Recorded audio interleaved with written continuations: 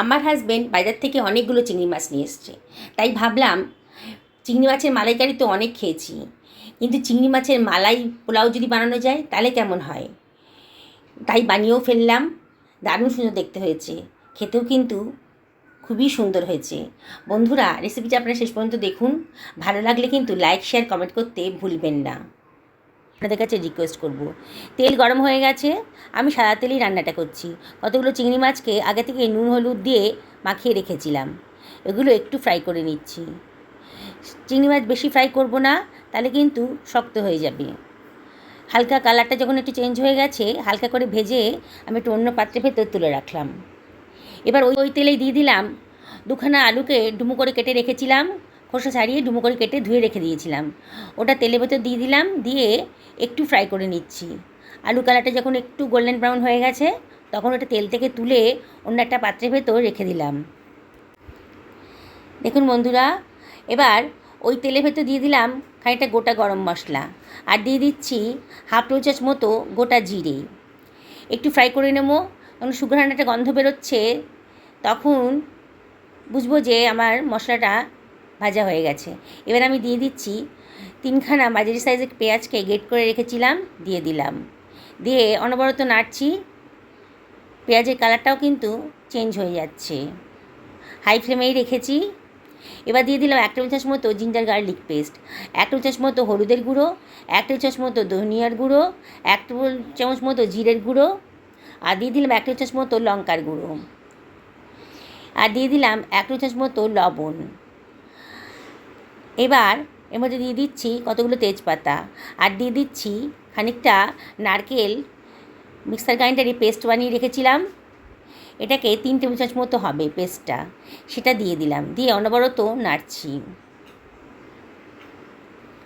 এটা খুব সুন্দর খেতে হবে, নারকেল দিয়ে বানাচ্ছি। আর দিয়ে দিলাম দুখানা টমেটো কুচি করে রেখেছিলাম, সেটা দিয়ে দিলাম। এবারে সব কিছু ভালো করে মিশিয়ে নিচ্ছি। দেখুন বন্ধুরা, কালারটা কত সুন্দর এসছে। অনবরত কিন্তু নাড়তে হবে। নাড়তে নাড়তে মশলার গা থেকে যখন তেল বেরিয়ে আসবে, তখন বোঝা যাবে যে মশলাটা কষানো হয়ে গেছে। এবারে আমি এর ভেতর দিয়ে দিচ্ছি হাফ বাটি মতো নারকেলের দুধ, দিয়ে আবারও সব কিছু ভালো করে মিশিয়ে নিচ্ছি। আবারও মশলাটা ভালো করে কষিয়ে নেব। এবার আমি দিয়ে দিচ্ছি 1 টেবিল চামচ মতো চিনি। চিনিটা অপশনাল, তবে দিলে পরে কিন্তু দারুণ সুন্দর একটা টেস্ট আসে। এবার আমি 2 বাটি মতন চাল আগে থেকে ধুয়ে রেখে দিয়েছিলাম, সেটাকে আমি দিয়ে দিচ্ছি। দিয়ে অনবরত নাড়ছি। চালের সঙ্গে মশলাগুলো ভালো করে মিশিয়ে দিতে হবে। খুব হালকা হাতে নাড়তে হবে, বেশি নাড়লে কিন্তু চালগুলো ভেঙে যাবে, তখন আর রান্নাটা দেখতে ভালো লাগবে না। এবার আমি দিয়ে দিচ্ছি ভেতরে ভেজে রাখা আলুগুলো। আবারও সব হালকা হাতে সব কিছু ভালো করে মিশিয়ে দিচ্ছি। বন্ধুরা, এটা বানানো খুবই সোজা, বিগিনার্সরাও একবার দেখলে পরে এটা বানিয়ে ফেলতে পারবে। এত সুন্দর দেখতে, আর খেতেও কিন্তু একেবারে অসাধারণ। আর এটা রান্না করলে এর সঙ্গে কোনো তরকারি কিংবা অন্য কিছুর প্রয়োজন হয় না। এটা 1 পট মিল। এর মধ্যে দিয়ে দিচ্ছি 4 বাটি মতন দুধ আর জল মিশিয়ে রেখেছিলাম, দিয়ে দিলাম। 2 বাটি চাল নিয়েছিলাম, সেই জন্য 4 বাটি মতো দুধ জল মিশিয়ে এর মধ্যে দিয়ে দিলাম। এটাই হচ্ছে পরিমাপ। যতটা আপনারা চাল নেবেন ঠিক তার ডবল পরিমাণ দুধ আর জল মিশিয়ে নেবেন। এবার ঢাকা দিয়ে দিলাম 10 মিনিটের জন্য হাই ফ্লেমে।